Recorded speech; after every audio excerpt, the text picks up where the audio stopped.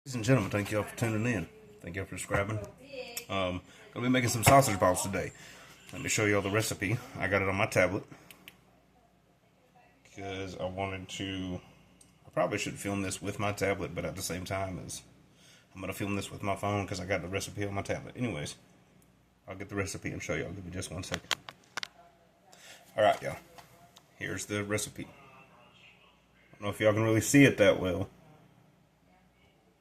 I kind of got a small camera and I gotta, just in case, I'm gonna back it up. You probably can't see it, but I'll read it out to you just in case.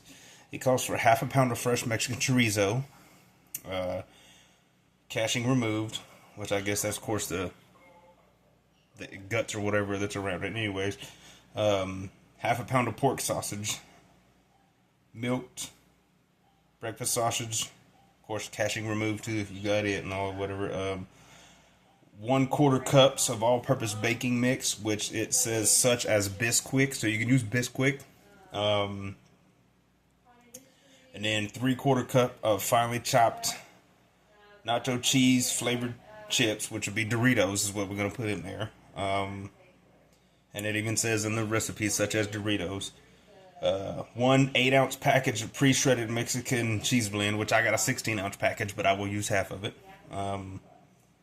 2 tablespoons of finely chopped pickled jalapenos, 2 tablespoons of chopped fresh cilantro, 1 cup of sour cream, 1/3 cup of prep salsa. But the sour cream and salsa don't go in the recipe. You mix that up to dip the sausage balls into. And that's the recipe. So let me get all the ingredients out. I'll get back with y'all on that once I do that. Alright, I got all the ingredients. I'm going to use Jimmy Dean regular sausage. I got 2 things of chorizo. Mexican blend cheese. Like I said, this is a 16-ounce bag, so I'm going to use half of this. Fresh cilantro. The jalapenos, it does say use pickled. You can use whatever you want, but I'm going to follow the recipe. The only thing that I'm using differently, which is the still Bisquick mix, but it has seasoning in it, I'm going to church mine up a little bit. So this is my recipe now, kind of, because I've changed it from regular Bisquick to, I'm going to use this. So we're going to have Cheddar Bay biscuit sausage balls. So let me get all this mixed up and get everything put into the mixer. I already got the mixing hook and everything in there. Once I get everything in the mixer, I'll show y'all and we'll go from there. Thank you for tuning in just 1 second. Now, having said the 2 tablespoons of chopped fresh pickled jalapenos, I'm not going to put that much in here because not everybody is going to be eating these around or with me. Some people have a sensitive palate and they can't eat a lot of heat. Now, even though these are pickled and are not hot as a regular jalapeno, they still might be too hot for somebody else. So I'm only going to be doing a few of them just to get the flavor in there. But if you want to follow the recipe to a T, like I said, that's yours. You do what you want to. Since I've changed this and altered this now, this recipe is going to be mine. Because I'm going to, like I said, use the Red Lobster Bisquick and all of whatever for their Cheddar Bay biscuits. And be doing that way. So let me finish chopping up these jalapenos, putting everything in there, which I'm almost done, and I'll be mixing it in just a second. I'll get back with y'all on that. Alright, ladies and gentlemen, now I will let's see if I can flip the phone over after pausing it. Nope, it won't let me flip it over, so I'll turn the phone this way and show y'all. That's everything in the bowl. You got the jalapenos, cilantro, the cheese, the sausages, everything is under there, the Bisquick is under there. So now I'm going to drop that down in there, lock that down, turn it on a 1, let it kind of start mixing, because you don't want it flopping everywhere and flying out of the bowl. You just want it to mix. And then I'll put it to a 2.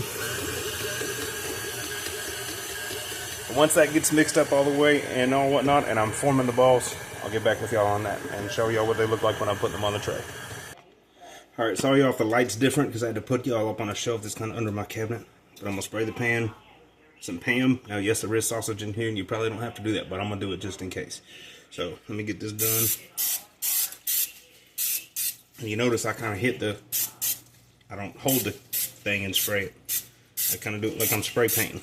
Because you just want it to coat it enough on the corners and the sides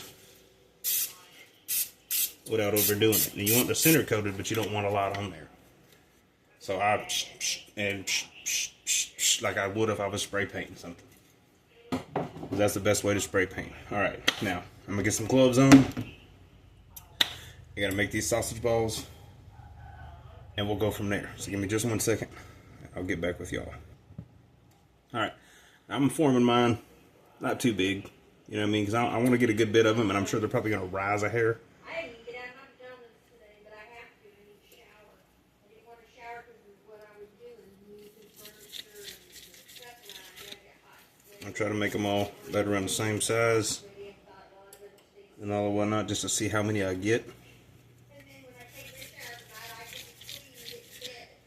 And I'm using these gloves not only just because I'm using raw meat in this, but also that way that I ain't got to worry about washing my hands 100,000 times over again. No, having said that, I am making this at home. If I was doing it for a restaurant or for a catering thing or anything like that, or for anybody else, yes, I would still take my gloves off, wash my hands like you're supposed to in a real kitchen, and be very hygienical. I would also put my beard up in something, put a couple rubber bands on it, and put a beard net still on it, because I'm very... But for my house, it is what it is. You either get beard hair or you don't. No, you don't. I've never dropped any hair in anything, because I make sure my stuff is still going to be, yes, it's long, but I'm not forming the balls. The dough's over here to my right with the meat and everything in it, and I'm doing all this step back away from the counter, so my beard, if any of the hair does fall out, it doesn't get on the pan that I'm putting them in. So let me get finished making these, and when I get done with that, I'll show y'all that final thing before I put them in the oven. Stay tuned.